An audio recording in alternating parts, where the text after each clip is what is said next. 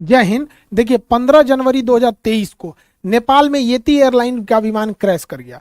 अब उस समय हमको कुछ ज्यादा बताने के लिए था नहीं, क्योंकि वो विमान क्यों क्रैश किया अब वो उसका कोई डिटेल था नहीं यहाँ पे। अभी उस विमान का क्या कारण था डिटेल से उसका पूरी रिपोर्ट आ गई है, जांच की रिपोर्ट आ गई है, और हम आपको इसमें बताते हैं कि कैसे एक पायलट की छोटी सी गलती पूरी जहाज को ले डूबा, उसमें बैठे 72 लोगों की जान चली गई यहाँ पर। तो पूरी रिपोर्ट आ गई है, उस पूरी रिपोर्ट में आपको समझाते हैं कि आखिर उस दिन क्या हुआ था येती एयरलाइन के साथ, और केवल लैंडिंग के 15 सेकंड पहले कैसे विमान दुर्घटनाग्रस्त हो गया। देखिए येती एयरलाइन का विमान जब दुर्घटनाग्रस्त हुआ तो उसके ब्लैक बॉक्स को भेज दिया गया डिकोड करने के लिए, ताकि उसमें समझा जा सके कि क्या था। शुरुआत में ब्लैक बॉक्स ब्लैक थे, लेकिन बाद में इसे ऑरेंज किया गया ताकि इसे दिखने में इजी हो सके, तब से इसका नाम ब्लैक बॉक्स ही है। ब्लैक बॉक्स का दो हिस्सा होता है, एक को बोलते हैं फ्लाइट डेटा रिकॉर्डर।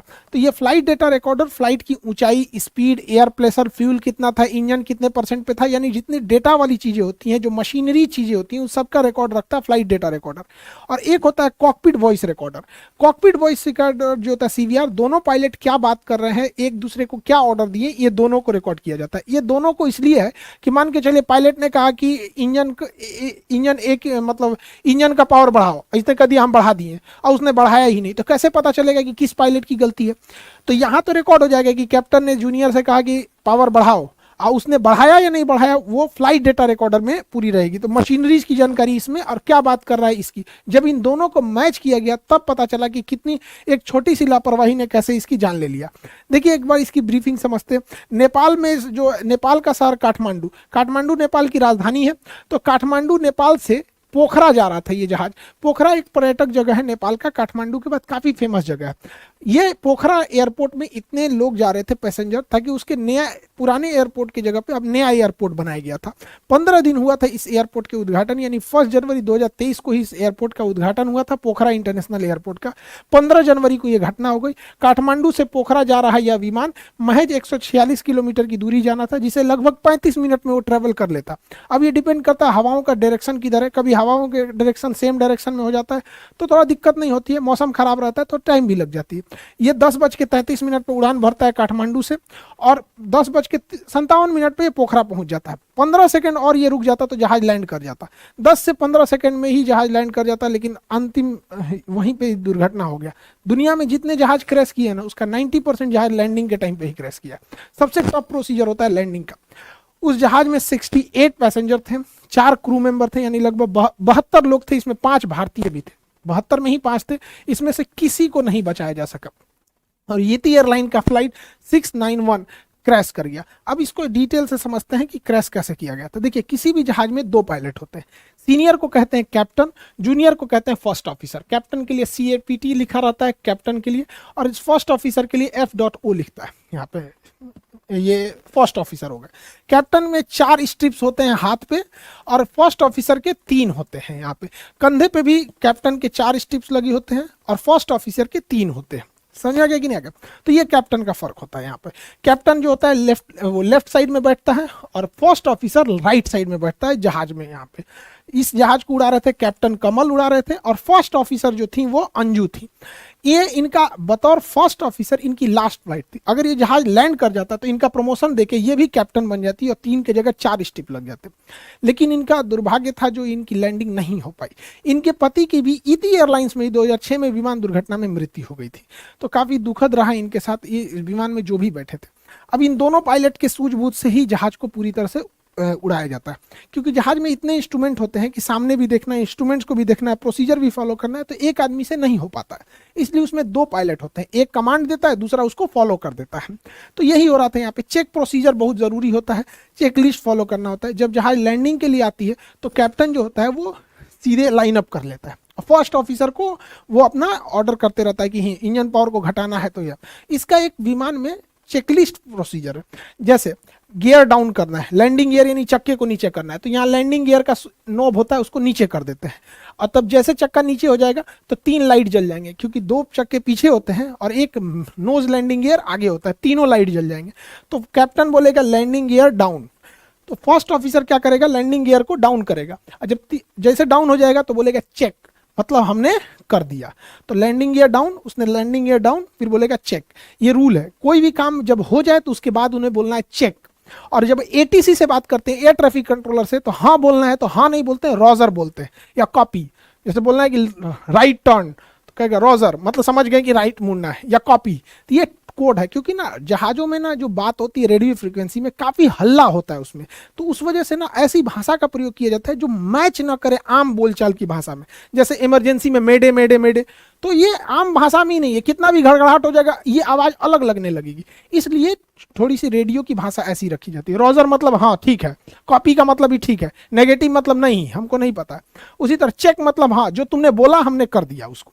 तो उसने बोला landing gear, altitude 500 feet, captain ने बोला कि इसके कम करो, जहाज की एल्टीट्यूड को, ऊंचाई को 500 फीट करो, तो उसने 500 फीट भर दिया, उसके बोल दिया चेक, मतलब हमने कर दिया। दूसरा इंजन पावर 25%, जब जहाज लैंड करती है तो आइडियल पे करके 25% की इंजन पावर पे उसे लैंड कराया जाता है, तो ज़्यादा थ्रस्ट की जरूरत नहीं है।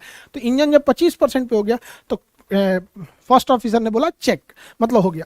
यही गलती हुई चौथे, यहाँ प्रोसीजर में चौथे में क्या दिक्कत हुआ, कैप्टन ने बोला फ्लैप 30 डिग्री, फ्लैप्स होता है विंग्स का निचला भाग, अभी आगे समझाएंगे, वीडियो में भी दिखाएंगे, उसको 30 डिग्री पे घुमा दो। इसने बोला चेक, मतलब हमने घुमा दिया। लेकिन जब कॉकपिट वॉइस रिकॉर्डर और फ्लाइट डेटा रिकॉर्डर यानी ब्लैक बॉक्स में पता चला, तो पता चला कि बोला गया कि फ्लैप 30 डिग्री करना है, और को पायलट ने भी कह दिया कि चेक, लेकिन उसने 30 डिग्री किया नहीं था।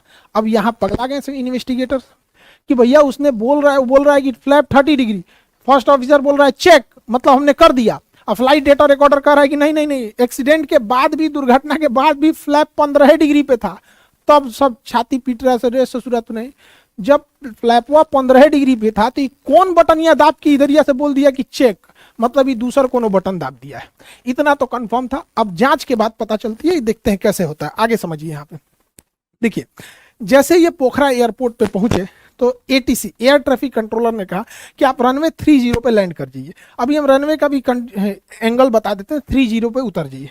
तो इन्होंने कहा कि हम रनवे 30 पे नहीं आ पाएंगे, हम घुमा के आते हैं रनवे 12 पर, रनवे 12 पर उतरेंगे। तो एटीसी ने कहा ठीक है, आप एयरपोर्ट का एक चक्कर लगाइए, इस साइड से उतरिए, और यहीं पे विमान दुर्घटना हो गया।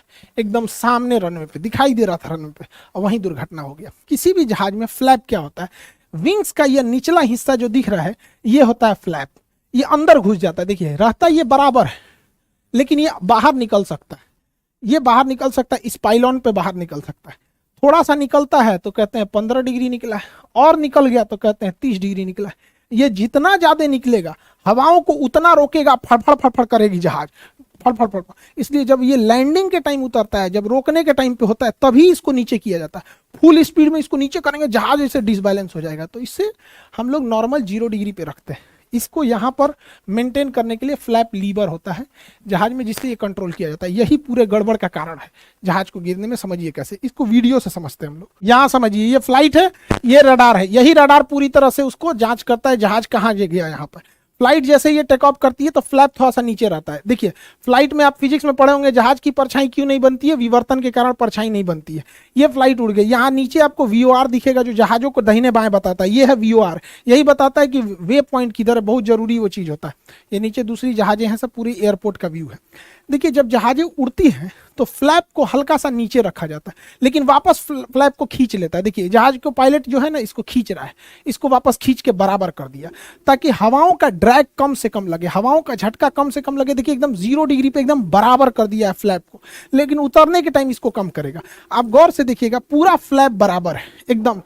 अगर बराबर नहीं रहेगा ना, इतना जोर से हवा लगेगा, बादलों से टकराएगा कि जहाज पलट जाएगा यहाँ पे, इसलिए इसे बराबर रख। देखिए एयरपोर्ट, अब इसको नीचे किया जाएगा, एयरपोर्ट के पास आ गया, देखिए इसको 15 डिग्री झुका रहा है। जैसे जैसे ये एयरपोर्ट के पास जाएगा, इसको और झुका के 30 डिग्री लेके चला जाएगा। अभी तो रनवे से थोड़ा दूर है, पास आएगा तो और एकदम नीचे कर देगा। अब ये नीचे से हवाओं को रोक के स्पीड कम करेगा, और जैसे ये लैंड कर जाएगा यहाँ पे, नीचे से हवाओं को रोकने लगा। अब ये ऊपर से स्पॉइलर खुल जाएगा, ये ऊपर से हवा को रोक रहा है, वो नीचे से हवाओं को रोक रहा है। फ्लैप बहुत जरूरी होता है, ये हवाओं, ये नीचे से रुकता है, स्पॉइलर ऊपर से। जब जहाज रुक जाती है तो स्पॉइलर को नीचे कर देते हैं और फ्लैप को भी रिट्रैक्ट कर लिया जाता है। बड़ा मेहनत से जहाज से एक एक वीडियो बनाना पड़ता है, ये सब चीज़ों को प्रॉपर एंगल से मिलेगा तब। कभी कभी बैठने के पता चलता है कि इस एंगल पे शूट करना चाहिए, उस एंगल पे उतना सीट ही नहीं मिल पाया प्रॉपर। तो आप ये फ्लैप को समझ गए कि फ्लैप रोकने के लिए बहुत काम करता है। स्पॉइलर ऊपर की ओर उठता है, वो ऊपर से हवाओं को रोकता है, ये नीचे से रोकता है। यही फ्लैप को नीचे करना था वहां पे। तो कैप्टन ने कहा वहां पर कि फ्लैप को 15 डिग्री डाउन कर दो। ये फ्लैप है, यहाँ पर फ्लैप को 15 से 30 करना था, 15 डिग्री के बजाय इसको और घटा के 30 करना था। तो कैप्टन ने कहा कि फ्लैप 30 डिग्री। तो कैप्टन ने कहा चेक, मतलब 30 कर दिए, लेकिन उन्होंने नहीं किया।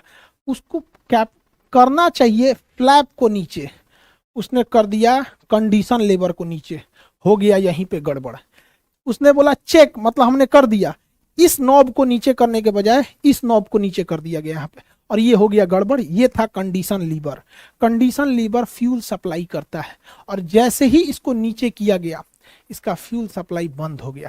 और उड़ते जहाज में अगर फ्यूल सप्लाई बंद हो जाएगा तो क्या होगा, ये थ्रोटल है, ये स्पीड को बढ़ाता है, उसके इंजन पावर को बढ़ाता है यहाँ पे। अब इतने नीचे हाइट पर आने के बाद जहाज इतना नीचे आ गया है, 500 फीट पे आ गया है, और इंजन अचानक बंद हो जाएगा तो पावर मिलना ही बंद हो गया। और कैप्टन ने पहले ही लैंडिंग की तैयारी करने के टाइम पे इंजन के पावर को 25% कर दिया था। अब वो पावर हो गया 25% से 0%। अब वो डिसबैलेंस होने लगा। पायलट को समझ में नहीं आ रहा है कि हो क्यों रहा है। पायलट अपना पूरा दिमाग लगा रहा है। उसने जो कंडीशन लीवर तो हो गया 0, फ्यूल सप्लाई हो गया बंद। अब उसने क्या किया, थ्रोटल को बढ़ा दिया। थ्रोटल पावर दे रहा है इंजन में भयानक पूरा।